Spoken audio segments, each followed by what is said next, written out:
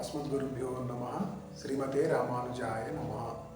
ఈరోజు విశేషాలను తెలుసుకునే ముందు ప్రార్థనతో ప్రారంభం చేద్దాం. ఆపదామపహర్తారం దాతారం సర్వసంపదాం లోకాభిరామం శ్రీరామం భూయో భూయో నమామ్యహం. ఈరోజు విశేషాలు: విశ్వావసు నామ సంవత్సరము, దక్షిణాయనము, వర్ష ఋతువు, 18 సెప్టెంబర్ 2025 గురువారము. ఉదయం 9 గంటల వరకు పుష్యమి నక్షత్రం ఉంది. పుష్యమి తర్వాత ఆశ్లేష నక్షత్రం వస్తుంది. ఉదయం 9 గంటలలోపు మనం ఏదైనా మంచి పనులు చేసుకోవచ్చు. ముఖ్యంగా ద్వాదశి ఉంది కాబట్టి ఈ ద్వాదశి అనేది పితృ కార్యక్రమాలకు చాలా విశేషమైనటువంటిది. ఆశ్లేష నక్షత్రంలో ఎట్లాంటి మంచి పనులు, శుభ కార్యక్రమాలు చేయడానికి వీలు లేనటువంటిది కాబట్టి ఉదయం 9 గంటలలోపు చేసుకోవచ్చు.